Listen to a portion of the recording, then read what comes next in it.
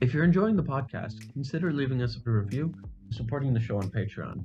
You can find more information on our website at unlivablecultures.wordpress.com, and we're also on Twitter at unlivablepod. Feel free to also just hang out with us for these podcast episodes and then go on with your day. The blurring of boundaries and the destruction of specific categories, I think, is really fascinating to think of, like the monstrosity and otherworldness of Stranger Things and the performative excess of Kate Bush, and then also the queer explorations and the considerations of wildness that Halberstam puts forth. I find those really fascinating to hold together in order to think of and dream up these alternatives.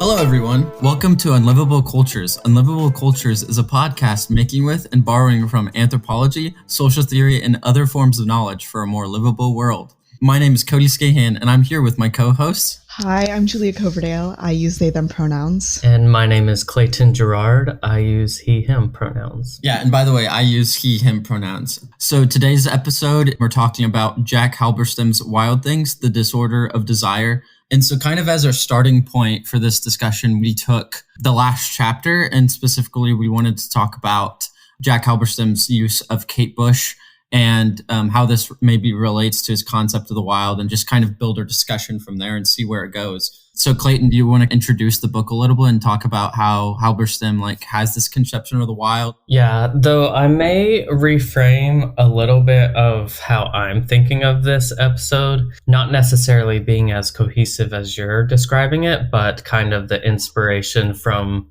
where we thought of these subjects. So we have Stranger Things that came out in June of 2022, and then part 2 came out the beginning of July. And since then, Kate Bush's song Running Up That Hill has gone very viral, and it is everywhere, and there's covers happening everywhere, and everybody's talking about it. And this whole generation of people that have never heard of Kate Bush before are now obsessed, and everybody is inundated with references and just the song of Running Up That Hill. So that's kind of where this started. And Stranger Things in itself is kind of a cultural phenomenon. And we also have Jack Halberstam's theory of the wild, which he kind of theorized with consulting with Jose Esteban Munoz, who passed away in the 2010s. I think Halberstam also kind of worked on this concept of wildness with other theorists, but Munoz is one of the main people that Halberstam cites. It's one of the people that the book is dedicated to, correct?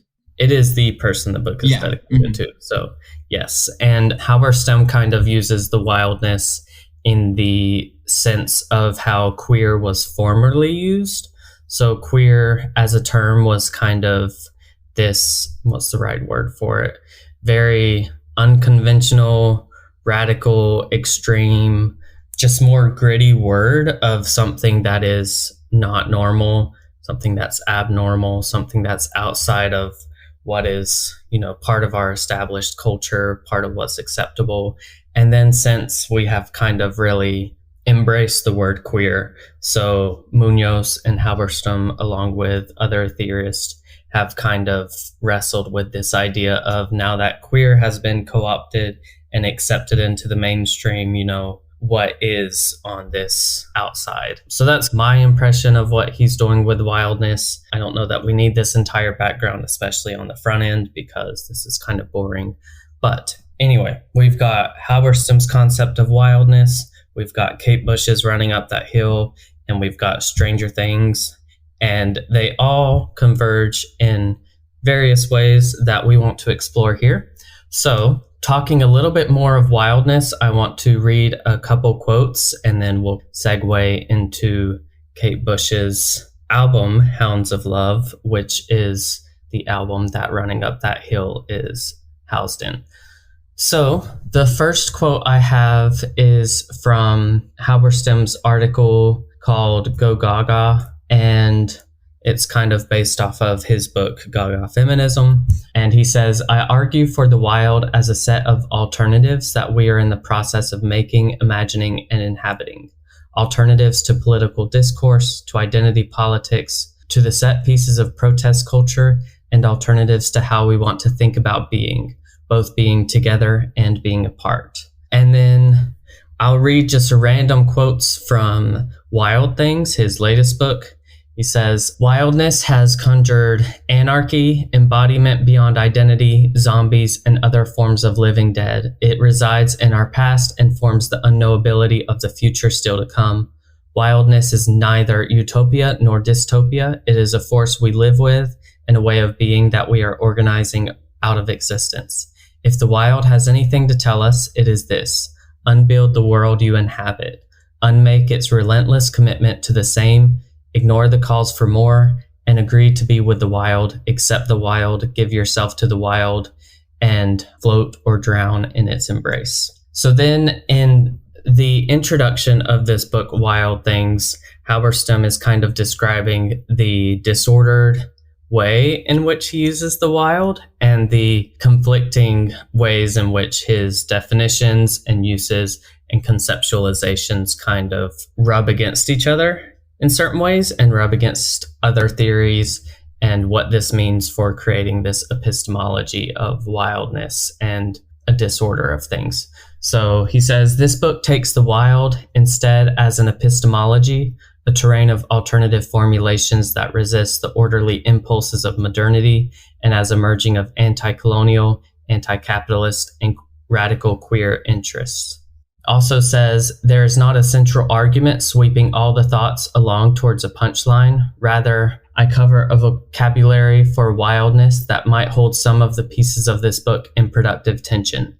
Definitions of wildness will jostle with one another for classificatory dominance, and just as quickly as formulations of the wild emerge, they may also just as easily recede into babble. So that is kind of a very broad, long-winded overview, you might say, glimpse, maybe a variety of vignettes of what wildness can mean. And then in the conclusion, Halberstam kind of wraps up this book of Wild Things by referencing Kate Bush's album, Hounds of Love, which is where we're finally going into Running Up That Hill. Running Up That Hill is the opening song, and then the first. So like back in the olden days with actual records, they had the front side and the back side. I don't know that that's the legitimate term. A side and B side. The B side is called The Ninth Wave. And so he starts off this conclusion with the ninth wave saying, a nautical myth proposes that sets of waves at sea gain progressively in intensity until by the ninth, they have reached a climax of water, weight, height, and force. The ninth wave is the obliterating force you always knew was coming. It is the wave you cannot see behind, the one that is about to crush you, and it is the wave that has gathered momentum by sucking up half the deep. So we have that, and that is not so coincidentally, actually not a coincidence at all. It's the inspiration. It is the title for the side B of Kate Bush's album. Kate Bush has described this side of her album as like almost a movie or a film in which someone somehow gets lost at sea, and it's the entire night at sea. And that's kind of what the story follows on that side B. I can actually read a quote where Kate Bush is describing that because I am so prepared. I have to say, I did listen to the album all the way through, and it is a trip from start to finish. It is like, I don't know, it takes you on a journey, right? I don't know. It was like I was listening to album, which I love to do whenever like an author mentions an album or something, or is talking about an album in their analysis or whatever. I always have to listen to the album or the song. You actually can be like, call them on their bullcrap or whatnot.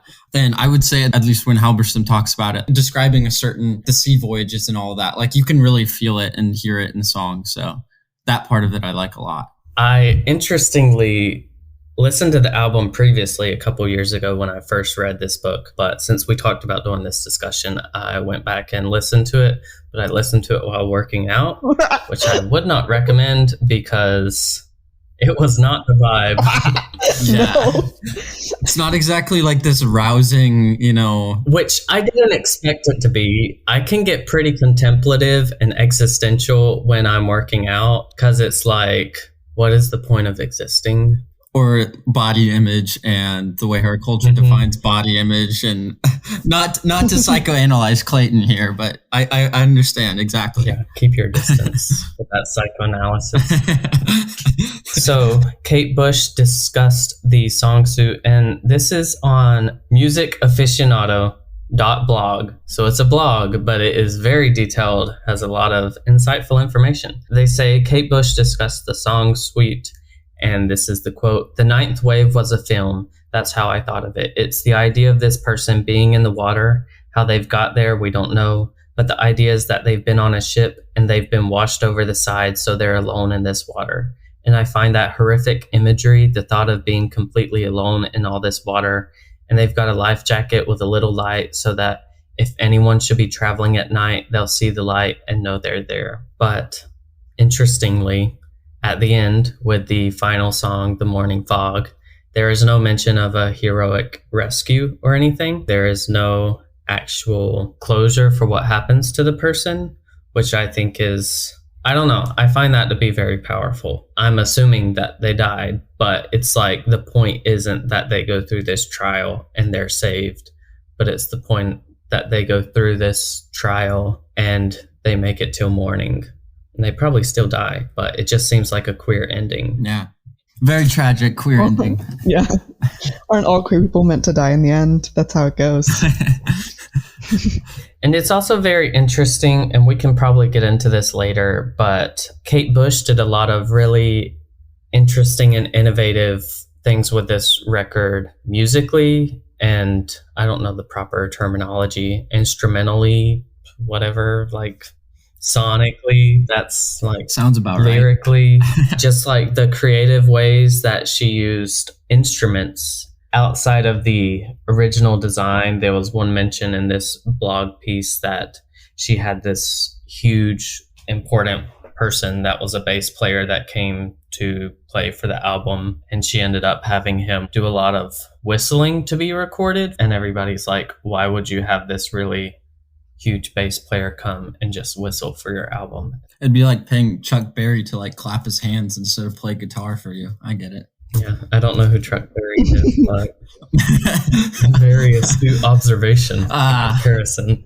Only the grandfather of rock and roll, baby. Anyway, so talking about Kate Bush's album and Halberstam's idea of wildness and kind of just how this relates to the conversation we're having, I'm curious about what you two think about Halberstam's analysis of Kate Bush's album, The Hounds of Love, and how it relates to his concept of wildness. I'm not sure I'm completely sold on it, and it seems to me like, to some extent, the tendency of queer theory to always feel like they have to draw on like literary or other like media sources for a lot of their stuff. Not feel like they have to, but they do it a lot, and sometimes it becomes super dense, or like it doesn't. The connections I'm making isn't always very strong, in my opinion. So I'm just curious to hear what you two think about that, knowing a little bit more about the album than I do. So yeah, go ahead, take it away. I can go first. So I'm a pretty big Kate Bush fan, I would say. I started listening to her back when Babushka was like going popular on like queer TikTok, which is like the lead song off of her album. So way back. Yeah, so way back. It's but it's that's the lead song on her album Never Forever, which was the first Kate Bush album I've ever listened to. So let me just say I'm pretty excited for this. But I think that Kate Bush's music has a lot of potential for theorizing, whether that be queer theory or other forms of theory. I'm not sure if Halberstam's like specific analysis of the ninth wave is like in line with what I would read the ninth wave as. I think that there's a lot of interesting stuff that Kate Bush does within the specific songs of the ninth wave that are looking at them from the lenses of like cis heteronormativity, I think Watching You Without Me and Jig of Life both are doing some really interesting things, contrasting like the wildness and then also this like future. Because like with Watching You Without Me, it's about this person that's in the water, like watching the people that they've left by being abandoned and missing them. And I think that that is like a really interesting way of contrasting like the wildness and then like British like cis het norms. And I also think Jig of Life does something similar, since it's supposed to be like the future version of this person telling them to hold on and stay alive. And I think that does similar, and I would say probably more powerful connections or like rifts between the wild and like cis het like British power structures. But I also feel like Waking the Witch has some interesting like feminist theory analyzing that you can do there, since it's all about her like imagining that there's this like witch hunt happening. But I don't know if I necessarily agree that The Morning Fog is like leaving this story as like we don't know if she's been rescued or not, because I think from my understanding of Kate Bush's intent of that song is it's meant to be joyful and it's meant to be like she is rescued. But I agree, I think this idea that this person hasn't been rescued or like it's like this kind of gray area is more interesting. So I will say in Halberstam's piece, he says, as the album winds to a close with The Morning Fog, a new day is born, another life is extinguished. The song refuses to rescue the swimmer lost at sea. So that gives me the impression that they're dead. And then also, let me find the quote.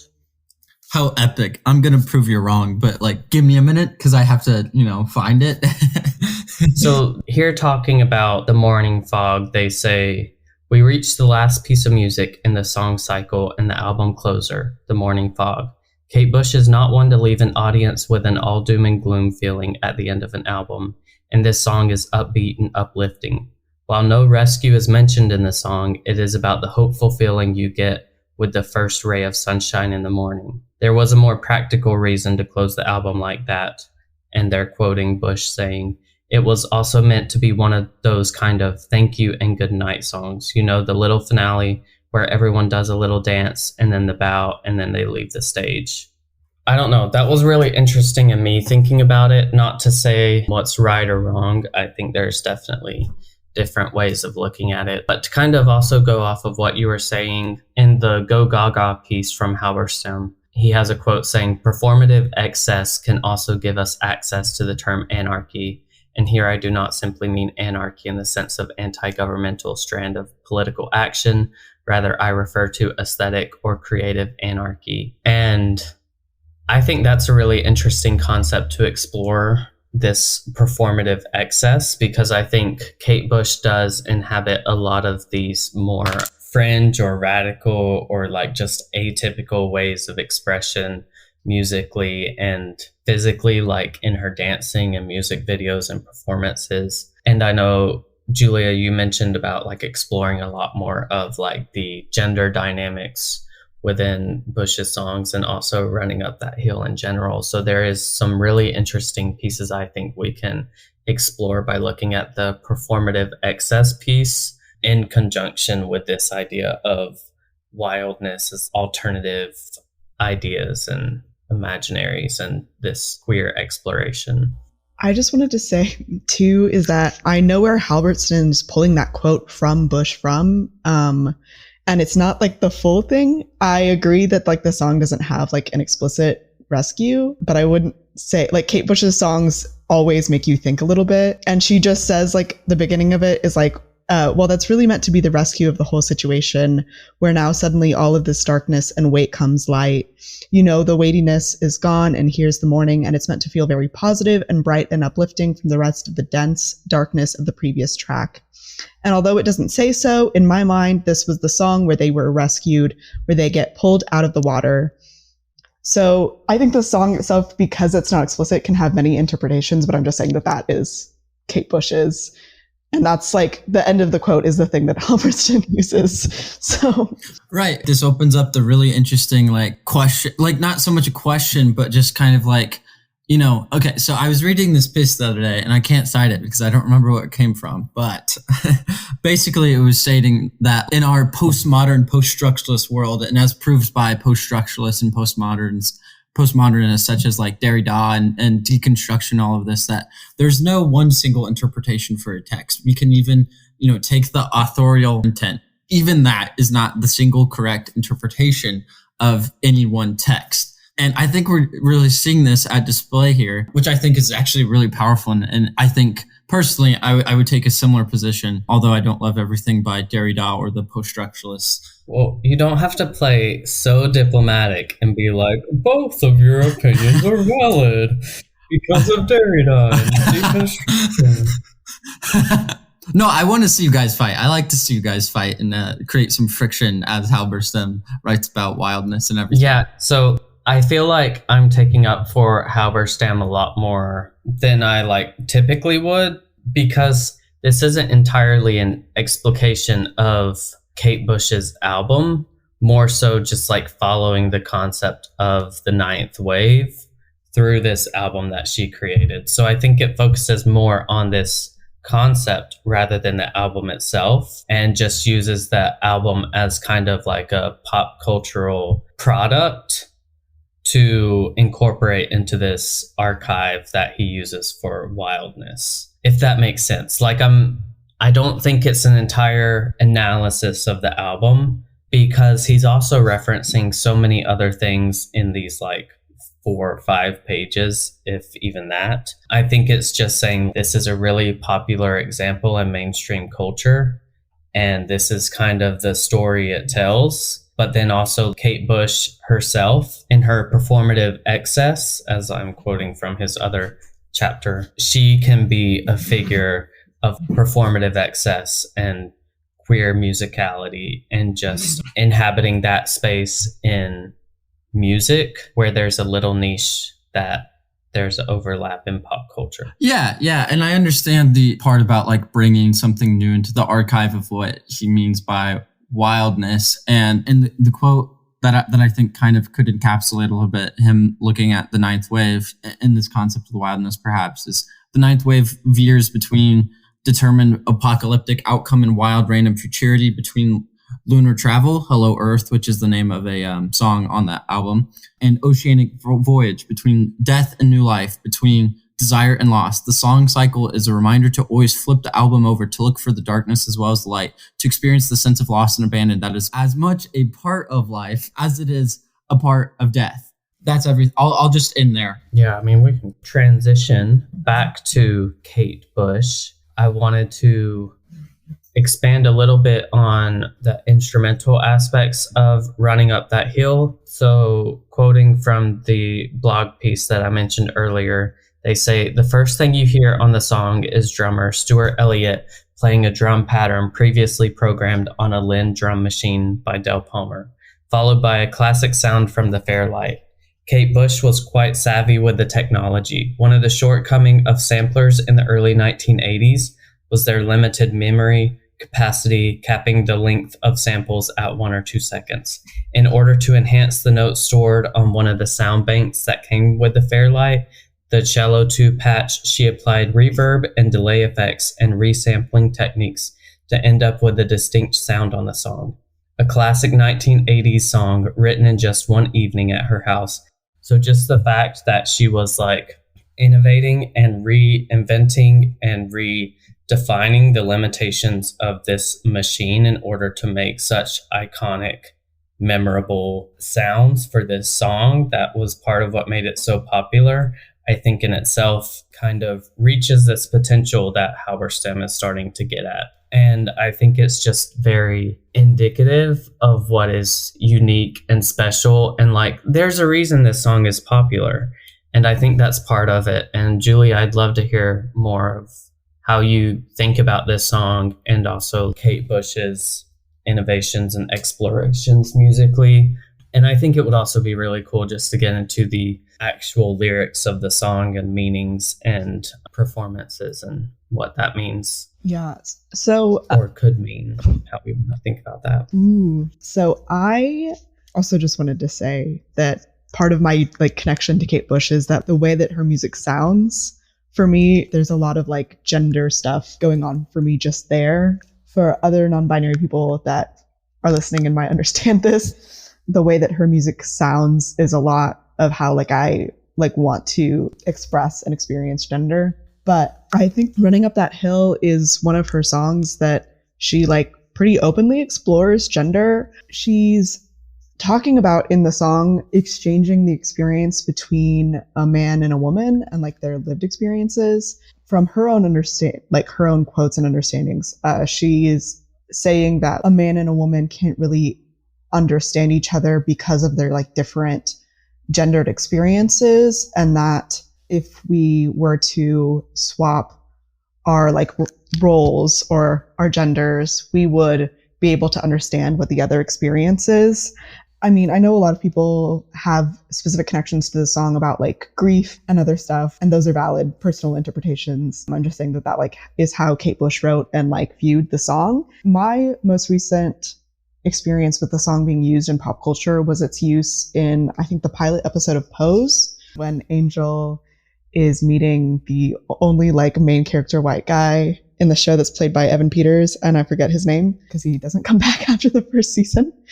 And I think that it's really interesting to see it being used there. And I think it's interesting to see it being used, in my personal opinion, in talking about like the experiences and differences between like a white wealthy man in power who has like this cis het life and is like working in the Trump building in New York versus his like mistress Angel, who is a Black trans woman active in the ballroom scene, and how like their experiences are inherently different because of the power structures that they hold.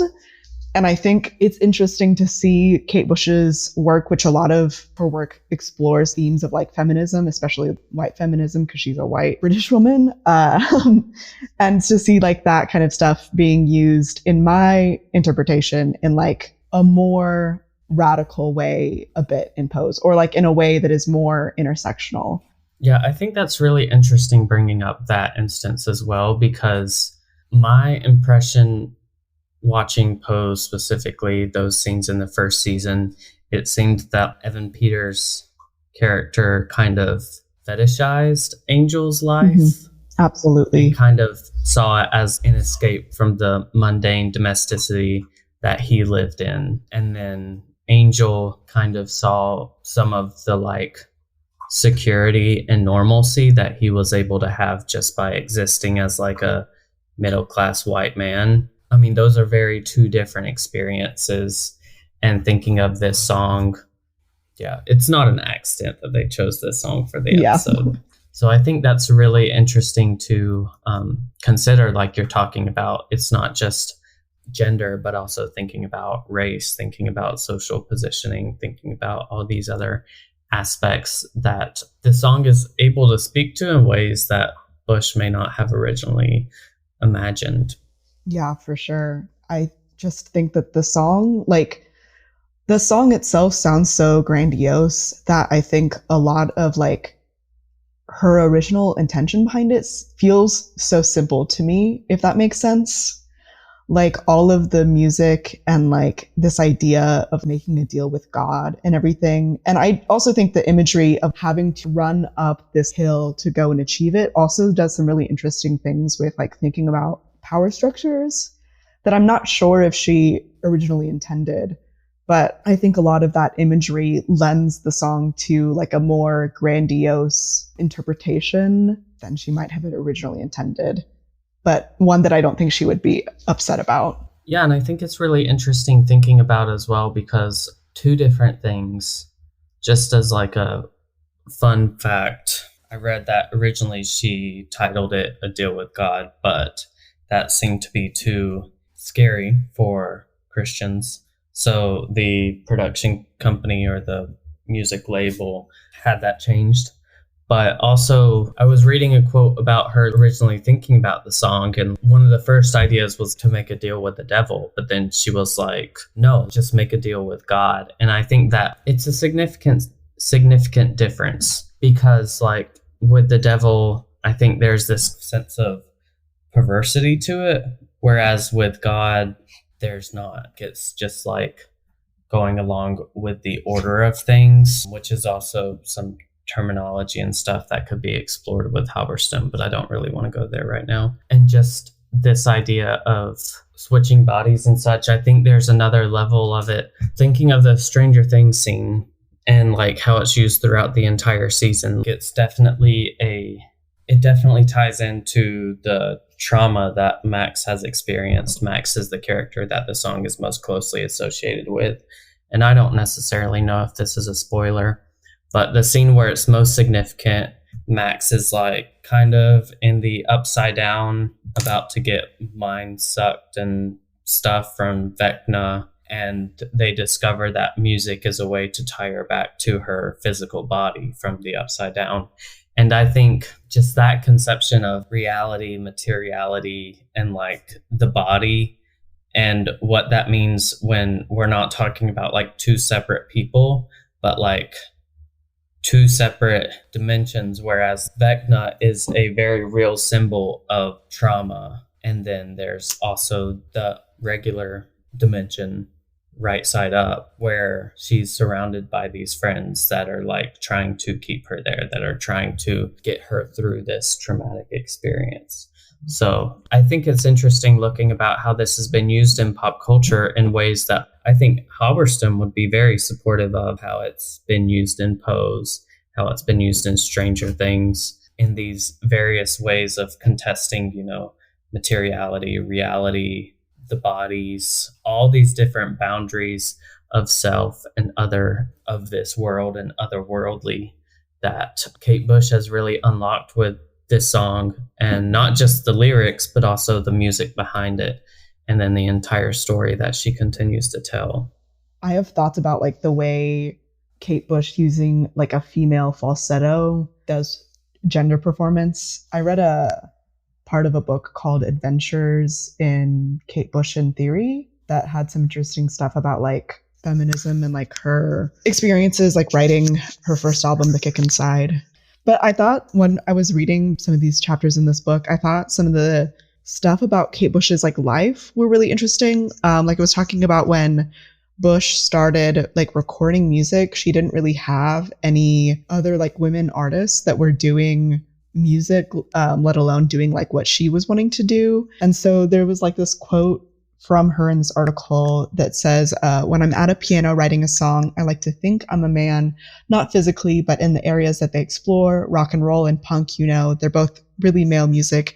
And I'm not sure I understand them yet, but I'm really trying. When I'm at the piano, I hate to think that I'm a female because I automatically get a preconception. Every female you see at the piano is either Lindsay DePaul, Carole King, that lot. And it's a very female style. That sort of stuff is sweet and lyrical, but it doesn't push it on you. And most male music, not all of it, but the good stuff, really lays it on you. It's like an interrogation. It really puts you against the wall. And that's what I'd like to do. I'd like my music to intrude. It's got to.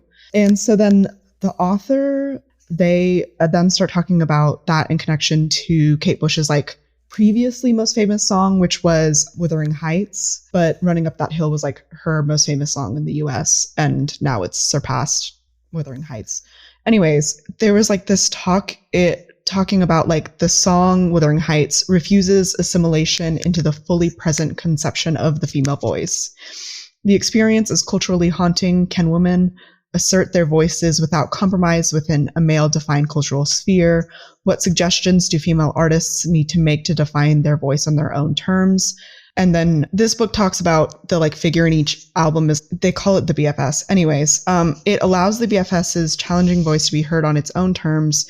It refuses assimilation and it affirms its uniqueness, its difference. This difference is then recognized by others, which is also kind of talking about how like Bush's own like singing voice is so distinct and recognizable because of like that female falsetto that she uses. And I think that a lot of that, thinking about not just the way that her music kind of occupies space in a way that like women's music didn't previously. I also think that it is partially like really, really bound in this sense of like femness, like being feminine and all of that, especially with like using this exaggeratedly feminine voice. And I think that there's a lot of connections between just the voice that Kate Bush uses when singing and kind of like very broadly Judith Butler's like idea about performity of gender.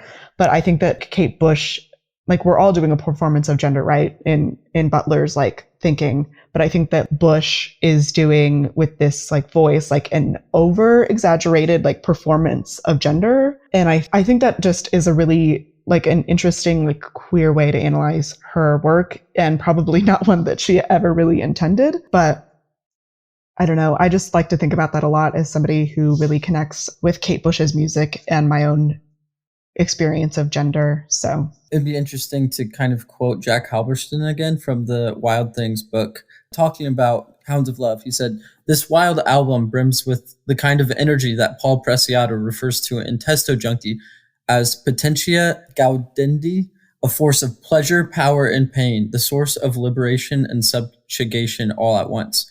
I just know that something good is going to happen, but it also turns dark as you flip the album over and begin the sequence titled The Ninth Wave." So yeah, that's just going back a little bit to like his sort of bracketing of the ninth wave with his concept of the wild. And I think hearing your personal experience and your take on the album and Kate Bush's discography is really interesting, like thinking about Paul Preciado and Testo Junkie, because it really is, I think, one of the more radical books I've read recently about experimenting with gender, and how Preciado, sort of like a diary form in a way of like talking about his own radical experimentation with taking testosterone, but like illegal testosterone. So not like going through the approved channels for attaining testosterone, but just applying testosterone in his way of what he calls like the biopharma pornographic complex, something like this. I don't remember the exact term,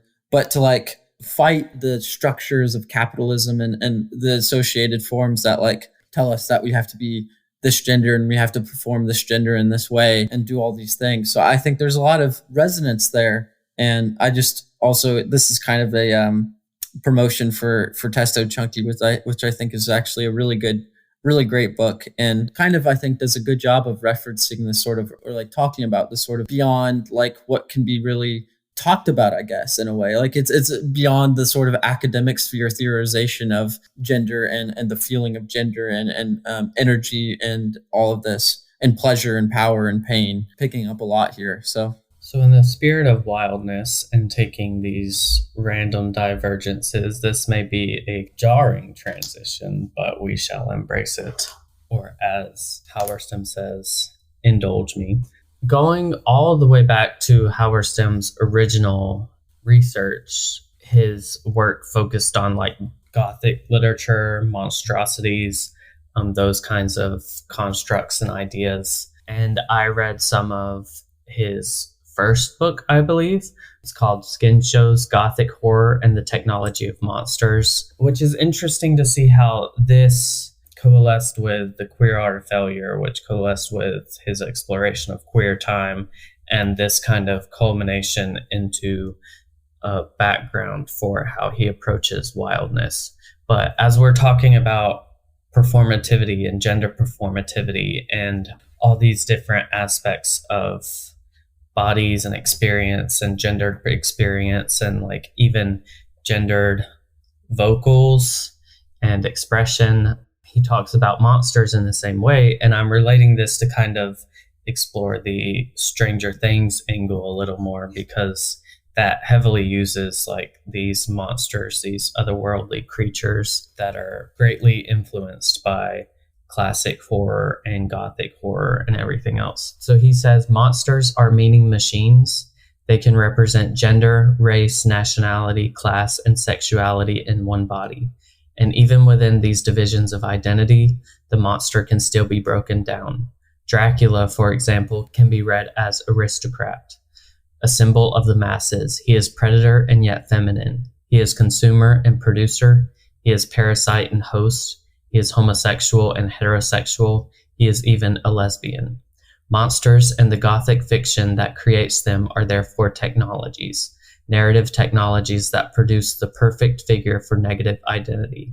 Monsters have to be everything the human is not, and in producing the negative of human, these novels make way for the invention of human as white, male, middle class, and heterosexual, which I think is really interesting.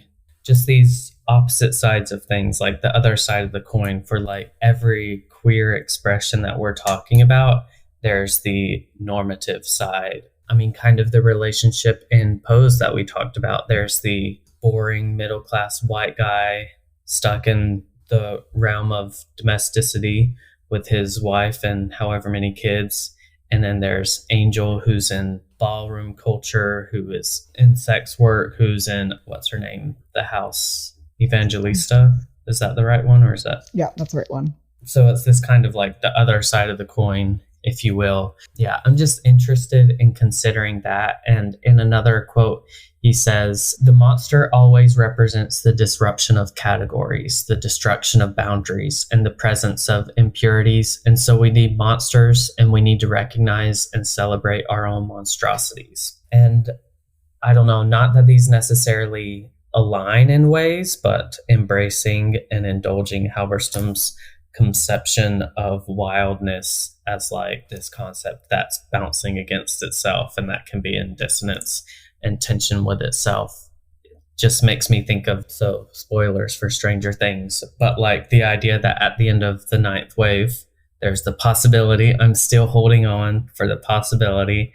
that the person is not saved at the end. But I mean, there is the possibility that they are saved and they're still going to be forever changed by it, by this entire night stranded out in the sea. And then we also have Max, who is the character that the song is most associated with in Stranger Things, who at the end of this season, spoiler alert, falls to the grips of Vecna and is basically put in a coma. Like, she's saved before she dies, but she's like comatose and so many bones in her bodies that are broken and everything else. And then we also have this situation where Vecna kind of wins, and this boundary between the upside down and the regular world is broken.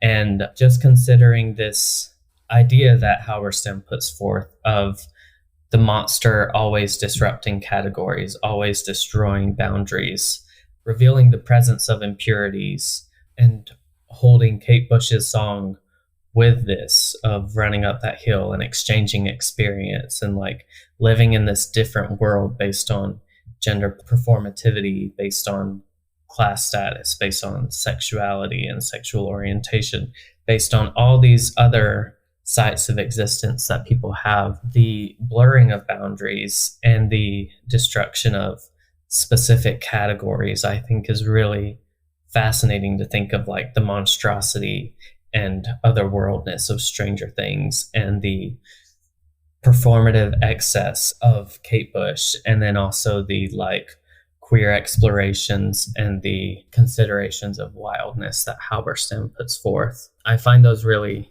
fascinating to hold together and to hold in tension with one another and to kind of play with in order to think of and dream up these alternatives. So that doesn't make sense, but I'm going to use the same cop-out that Halberstam uses of that is wild in itself, this non-making sense-ness.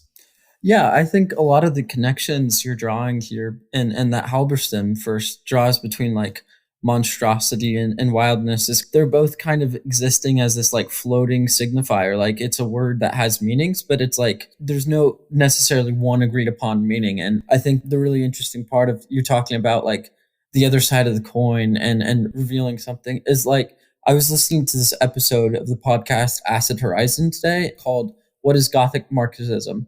And it was talking about how like monstrosities are and you especially used in horror movies and shows and things like this are in a way they're amorphous, right? Like they're the monstrosities exist and have many different interpretations for whoever's watching it, but to a certain extent they also like reveal or reflect a certain anxiety of the current moment. for example, zombie movies often are like, seen as representing like consumer culture. So the zombies are a stand-in for like a critique of the consumer culture of people just walking around and becoming like zombies and how they consume and buy. And interestingly, like there's a lot of positive and negative aspects to like the monstrosity angle, especially and as you're conceiving it, and Halberstam talks about it. And to make another connection here, I was reading the book called Strange Natures, talks about like with queerness and she doesn't use the term wildness, but she talks about nature. But part of her projects is to like sort of bring back or like reclaim the dehumanization of queer people who have been like obvious, like a lot of times have been conflated with monstrosities. And like the reading of Dracula can be read like partly as queer, and so many other monsters can also be read as queer, but it's kind of about reclaiming this dehumanization. And there's a lot of powerful potential of taking this idea of like monstrosities as being like this reflective lens that we can hold up to ourselves or hold up to society about like revealing an anxiety or just even just revealing something else about ourselves and our society, and sort of reclaiming this and like willing to take it on. And I guess part of this, I would like to ask, if anything, if you had to like make your own interpretation, and it doesn't have to be the right interpretation, what anxiety of our current moment or our current society do you think that Vecna or the monster in Stranger Things you're talking about, what do you think that this monster reflects? Since we've started talking about connecting the monsters in Stranger Things to Halberstam's work and stuff, and I just like wanted to also put out there that like the character who is the most consistently like connected to the Upside Down and to Vecna has always been Will Byers. And from like the very first season, Will Byers has always been like coded as queer and has just gotten more explicit in the more recent seasons. And so I think there is some interesting dynamics happening there, but I can't always say if I trust the Duffers to be competent enough writers to be like actually saying something there. Yeah, I agree. I want to be hesitant because I don't want to treat this as like some cinematic masterpiece that must be uncoded because it's just so high and lofty and esoteric. Like, I don't want to, and maybe it's just me being like, oh, it's too mainstream. But one thing that Halberstam wrote in Skin Shows, they said, horror, I have suggested, exercises power even as it incites pleasure and or disgust. And I think that's part of it. As a culture, there is pleasure and disgust in this fascination, in this captivation by Stranger Things and Vecna. And then just as a side note, because I'm thinking of it, there's actually a theory that, I mean, it was kind of assumed in the first episode of the first season that it was a Demogorgon or whatever that got Will, but there's a theory that it was actually Vecna himself. I don't know if you've heard that theory, Julia. Yeah. Kind of fits with the silhouette that was there and also with what's occurring in the story now. Yeah. Well, and like he changes how we view season 2 too, because we like figure out this season that it wasn't actually like the Mind Flayer that had taken over Will, but it was actually like Vecna who was like mind controlling him that entire season, which I also feel like could say more about queerness and monstrosity within this work. But I don't even really have faith in the Duffer brothers doing a good enough job writing queerness generally, that I feel a little hesitant to draw a clear, distinct line between like the monstrosity and the Upside Down and queerness. Because also I feel like if that was happening, there would be more going on with Robin, and that's not happening. So I definitely feel that. Want to be hesitant with giving them that much credit of like the depth there. So for me, it's like, one, Stranger Things never actually really ever addresses the AIDS crisis, because really what Stranger Things is just this like cishet white man like nostalgia about the 80s, and queer people don't really have that, and not in the same way that cishet people do. So I wish that like that context was there for everybody and not just like a background kind of understanding, but at the same time like also just know that it's still kind of frustrating to me as somebody who's kind of existed in like fandom spaces and stuff and like talks to cishet people like my family about the show, is like we don't have the same understanding about Will's character, because to them, they won't understand it unless he literally says the words. The power of naming sexuality, like, is important, but it's also like, it's a complicated discussion, and I have complicated views about it. Yeah, and the terms were very different then, like friend of Dorothy's, going to the library. The ways of capturing queer identity was very different. Robin's also like not experienced any sort of homophobia in the last 2 seasons, but you know, her hesitance to like come out and talk about her sexuality with every character except for Steve is like part of that coding of homophobia of the time period. But it's just like this weird gray area that I feel like Stranger Things doesn't really know how to explore. Yeah, I definitely echo that and appreciate what you're saying. I think that is a big part. And anxiety of monstrosity that you asked about, Cody, I feel like it's kind of easy.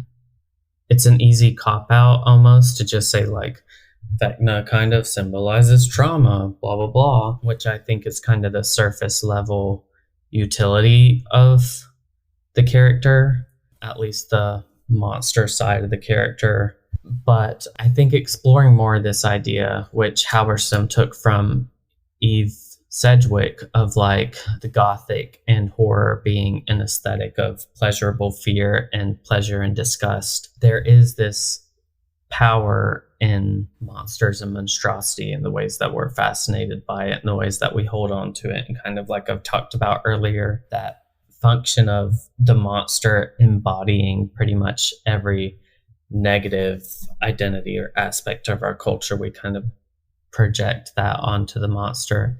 And I think I wouldn't call it exhilaration, but just the stimulation of seeing something that's like disgusting and kind of scary. Yeah, I don't know. Halberstam even says the monster functions as monster. In other words, when it is able to condense as many fear-producing traits as possible into one body.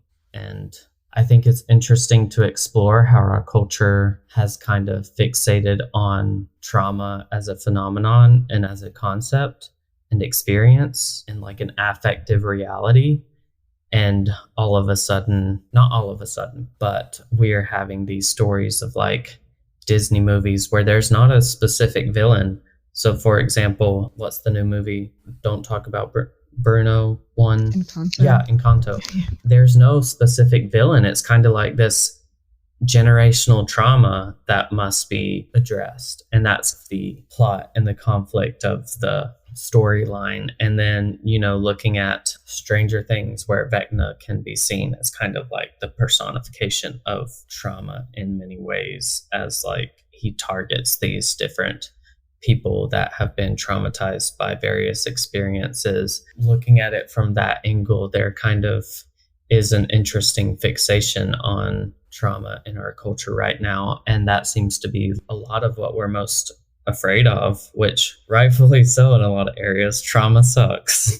But like that wasn't a concept that people recognized 50 years ago. Yeah. So, and I don't want to carry this idea too far. And like you're saying, like it is, I think the monstrosity doesn't need always a specific anxiety or name attached to it. Like I said, it is a floating signifier, which is so many different meanings. But I wonder if some way, like setting the series in the 80s and like you're saying, the treatment of trauma is much different 50 years ago than it is today. It's some sort of like expurging of the past. I guess I'm thinking of like the Vietnam War and the legacies of war and the trauma that was caused by war. And like, you know, where you're talking about the AIDS crisis, which caused lots of trauma. Like there's tons of trauma from this time period for sure. And I wonder if just like some sort of expurging or like purification or just some sort of mediation, I guess, on past trauma. And like you said, I think it is an obsession. And I think there's a lot of positive things to be had with the way that we talk about trauma now. But I think, you know, there's still not so positive ways, I guess. It's always treated and dealt with and talked about and our obsession with it. So I just wonder if it's some sort of like reflective look back on the time period that I think kind of encapsulates the idea of like the collective response or like the collective social anxieties of something like this.